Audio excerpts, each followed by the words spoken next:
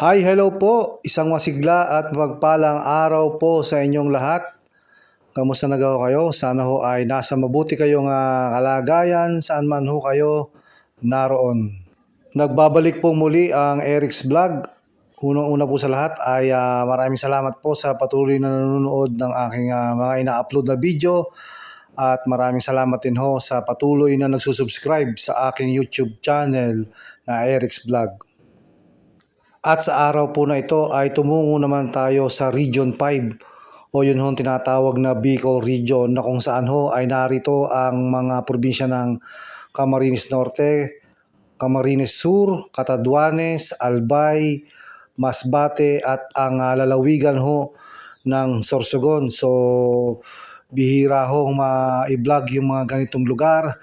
Kaya ngayong araw ho na ito ay pupuntahan ho natin at may kaugnayan ho yan sa naganap ho na halalan at aalamin ho natin kung sino ho ang mga gobernador ho dyan sa mga lalawigan ho na nasasakop dyan sa Region 5, dyan ho sa Bicol Region.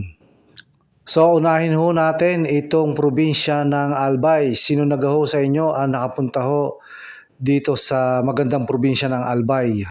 Ang gobernador ho na umupo dyan sa lalawigan ng Albay noong June 30, 2025 ay ito hong incumbent governor na si Noel Rosal. So siya pa rin ho ang mauupong gobernador mula 2025 hanggang 2028. Base po sa resulta ng halalan sa pagkagobernador sa lalawigan ho ng Albay, ay nanalo ho itong si incumbent governor Noel Rosal laban ho dito kay Joey Salceda at kay Rosaler Sara.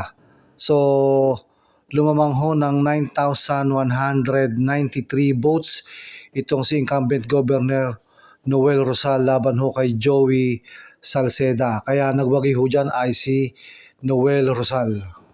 Ang mahigpit hong nakalaban ni Governor Noel Rosal ay itong si Joey Salceda. So siya ho ay representative ng 3rd District of Albay ng 9 na taon at naging Malacanang Chief of Staff at naging gobernador din ho ng 9 na taon sa Albay at naging representative ng 2nd District of Albay sa loob ng 9 na taon. Itong si Governor Noel Rosal ay meron hong mahabang listahan doon ho sa kanyang political career. Siya ho ay unang nag-serve ho sa gobyerno bilang Barangay Gugon Chieftain noong 1989 at naging city councilor ho sa Legazpi noong 1990 hanggang 1995 at naging mayor ho ng Legazpi noong 2001 hanggang 2010. At pagdating naman ho noong 2010 hanggang 2013, siya ho ang city administrator nung panahon ho na ang kanyang asawa ang city mayor. At naging mayor ho uli noong 2013 to 2022 sa bayan ho ng Legazpi.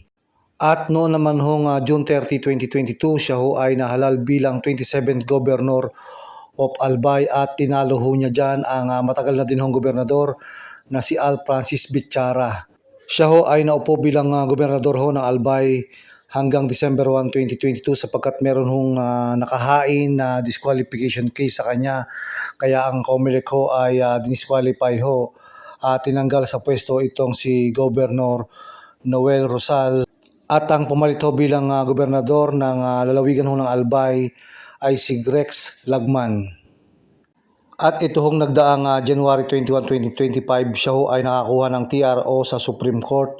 Kaya ngayong taong 2025 ho, siya ay nag-file ng candidacy na lumabang muli sa pagka-gobernador ng lalawigan ho ng Albay.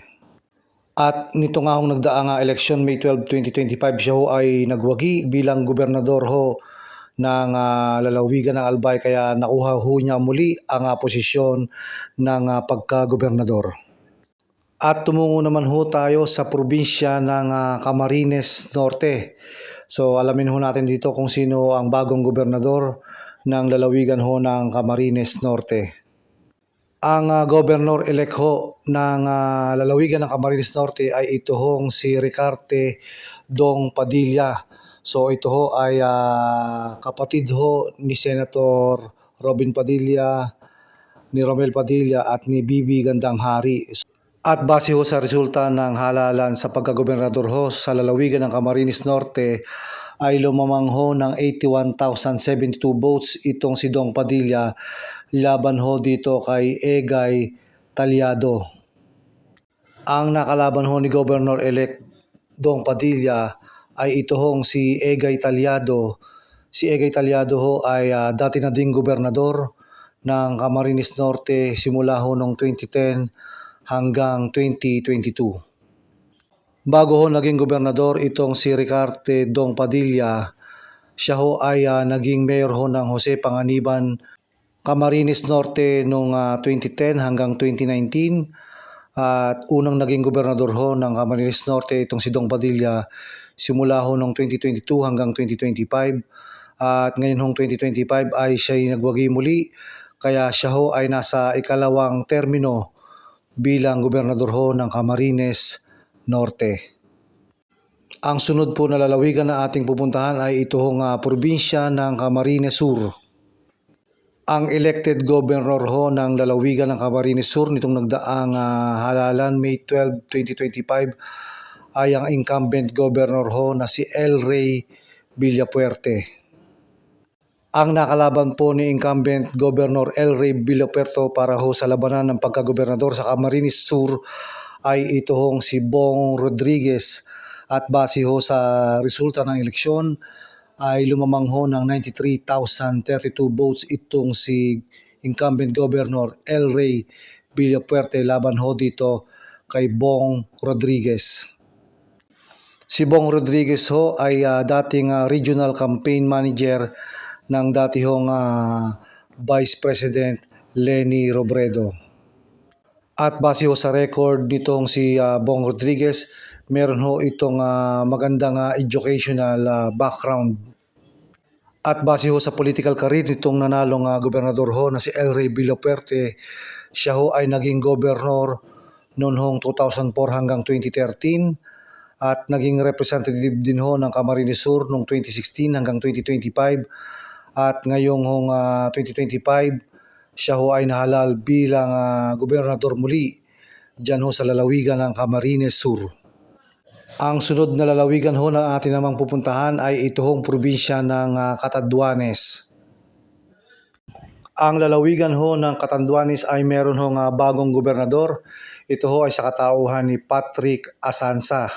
So siya ho ang nagwaging gobernador ho dyan sa lalawigan ng Catanduanes.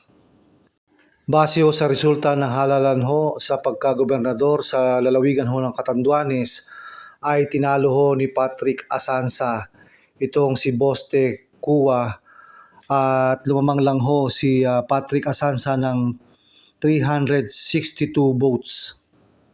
Itong si Boste Kua ay vice governor ho mula noong 2022 hanggang 2025 bago siya lumaban sa pagkagobernador ng Catanduanes. Ang posisyon ho ng pagkagobernador sa lalawigan ho ng Catanduanes ay hinawakan ho ng pamilya Kua ng matagal na panahon at umabot ho ito sa 15 taon. Bago ho lumaban ng pagkagobernador itong si Governor-elect Patrick Asanza ng lalawigan ng Catanduanes, siya ho ay dating president ng Catanduanes State University. At base ho sa record ng kanyang education, meron ho siyang magandang educational background. Siya ho ay PhD in Education at Juris Doctor sa University of the Philippines. Ang susunod naman hong lalawigan na ating pupuntahan ay ito hong probinsya ng Masbate. Ang lalawigan ho ng Masbate ay meron din hong bagong gobernador. Ito ho ay sa katauhan ni Representative Richard Co. Siya ho ay representative bago ho sumabak ng labanan sa pagkagobernador ho sa lalawigan ng Masbate. Base ho sa resulta ng halalan sa pagkagobernador ho sa lalawigan ng Masbate, ay tinalo ho ni Richard Co. Ito ho kanyang kalaban na si Socrates Tuason. Lumamang si Richard Co. laban dito kay Socrates Tuason na umabot ho sa botong 189,992. Itong si Socrates Tuason na nakalaban ho ni Governor Richard Co. ay dati hong naging Liga ng mga Barangay Provincial Federation President noong 1997 at naging Vice Mayor and Mayor ho ng Masbate City mula ho noong 2001.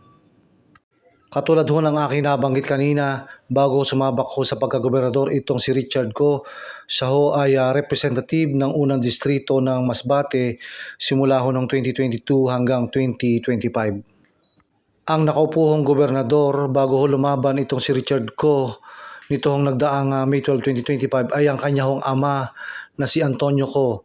At si Antonio Go ho ay naging gobernador simula ho noong 2016 hanggang 2025 at base ho sa kanyang political career, siya ho ay representative din ng 3rd District ng Masbate noong 1992 hanggang 1995 at naging governor din ho noong 1998 to 2007 at muli hong naging representative ng 2nd District ng Masbate simula ho noong 2007 hanggang 2013.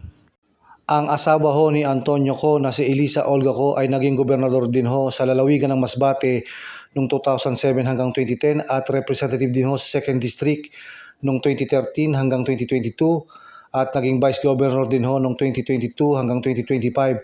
At itong nagdaang eleksyon, May 12, 2025, siya ho ay nagwaging representative ng 2nd District kaya siya ho ay mauupo ngayong 2025 hanggang 2028.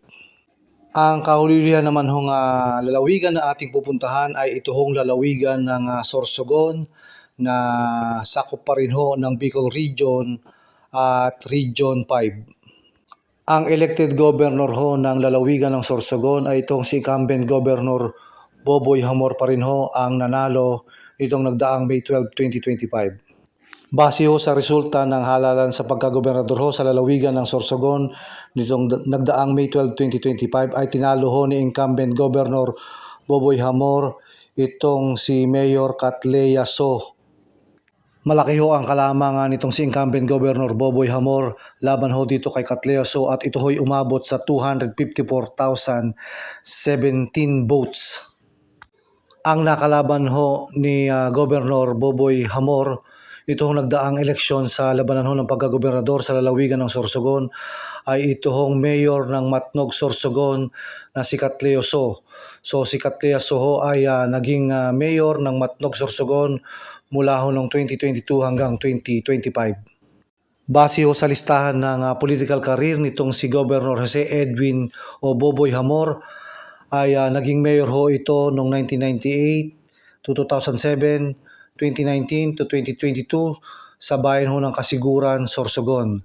At naging gobernador ho siya simula noong 2022 hanggang 2025 at nahalal ho ngayong nagdaang eleksyon itong May 12, 2025 kaya siya ho ay maupo hanggang 2028 at lumalabas ho siya ho ay nasa ikalawang termino na bilang gobernador ho ng lalawigan ng Sorsogon. So yan ho ang mga gobernador na uupo ngayong 2025 hanggang 2028 ho sa Region 5 Bicol Region. Ito hong si Noel Rosal sa lalawigan ho ng Albay. Ito hong si Dong Padilla sa lalawigan ho ng Camarines Norte. Ito hong si El Rey Villapuerte sa lalawigan naman ho ng Camarines Sur. At ito hong sa lalawigan ng Catanduanes ay ito hong si Patrick Asanza bilang gobernador ho dyan sa lalawigan na yan. At bagong gobernador din ho sa lalawigan ng Masbate ay ito hong si Richard Go. At sa lalawigan naman ho ng Sorsogon ay ang incumbent governor ho na si Boboy Hamor pa rin ang maupong gobernador simula ho ngayong 2025 hanggang 2028. So yan ho ang mga governors sa Bicol Region o sa Region 5. So hanggang dito na lang po muna ang ating vlog sa araw na ito. Isang mapagpalang araw po sa inyong lahat. And pasuyin na lang po, pasubscribe and palike din po ng video. Maraming salamat po sa panonood.